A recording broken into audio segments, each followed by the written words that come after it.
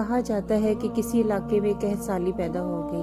اس قحط سالی کی لپیٹ میں نہ صرف انسان بلکہ چرند پرند سب اس کا شکار ہو گئے۔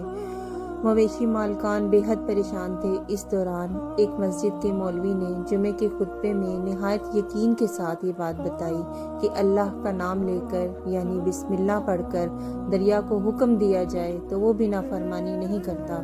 خطبہ سننے والوں میں ایک چرواہا بھی موجود تھا۔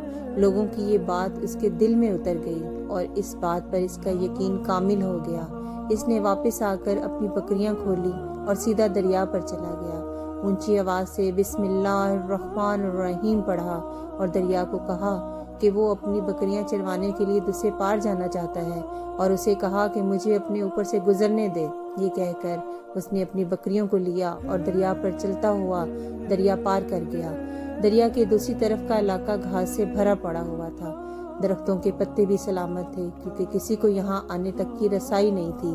اس نے خوب اچھی طرح اپنی بکریوں کو سیر کروایا اور واپس لوٹ آیا۔ پھر یہ اس کا معمول بن گیا کہ وہ بکریاں پار چھوڑ کر واپس آ جاتا اور شام کو جا کر بکریاں واپس لے آتا۔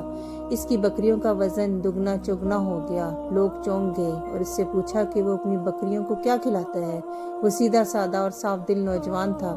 اس نے صاف صاف بات بتا دی کہ جناب میں تو بسم اللہ الرحمن الرحیم پڑھ کر دریا پر چل کر اپنی بکریاں دوسری طرف چروانے کے لیے لے جاتا ہوں۔ یہ بات سب نے سنی مگر کسی نے اس چرواہے کی بات پر یقین نہیں کیا کیونکہ یہ ناقابل یقین بات تھی، مگر بات ہوتے ہوتے مولوی صاحب کے پاس پہنچ گئی۔ مولوی صاحب نے اس چرواہے کو بلایا اور سارا ماجرا پوچھا۔ اس چرواہے نے مولوی صاحب کو ہی حوالہ بنا لیا کہ مولوی صاحب میں تو آپ کا شکریہ ادا کرنے والا تھا۔ آپ نے جمعے کے خطبے میں جو نسخہ بتایا تھا کہ بسم اللہ کہہ کر پڑھ کر دریا کو پار کرو گے تو انکار نہیں کرے گا، تو میں نے بس اس کے نسخے پر ہی عمل کیا۔ مولوی صاحب حیرت سے اس چہرے کو دیکھتے رہے۔ مولوی صاحب نے کہا بھائی صاحب ایسی باتیں تو ہم ہر جمعے میں کرتے ہیں، فقط ان کا مقصد لوگوں کا ایمان بنانا ہوتا ہے۔ مگر بکریوں والا ڈٹا رہا کہ میں تو بس بسم اللہ کہہ کر پانی پر چلتا ہوں اور بکریوں سمیت پار چلا جاتا ہوں۔ آخرکار مولوی صاحب نے خود یہ تجربہ کرنے کی ٹھانی، جسے دیکھنے چرواہے سمیت پورا علاقہ آ گیا۔ مجمع زیادہ تھا۔ مولوی صاحب نے ایک دو بار سوچا کہ انکار کر دوں کہ کہیں ڈوب نہ جاؤں، مگر وہ جو مولوی صاحب کو کندھے پر اٹھا کر لائے تھے اب اور جوش و خروش سے اللہ اکبر کے نعرے لگا رہے تھے اور مولوی صاحب کے حق میں تعریفیں کرتے رہے۔ آخرکار مولوی صاحب نے اپنے ڈر کو دور کرنے کے لیے ایک رسہ منگوایا۔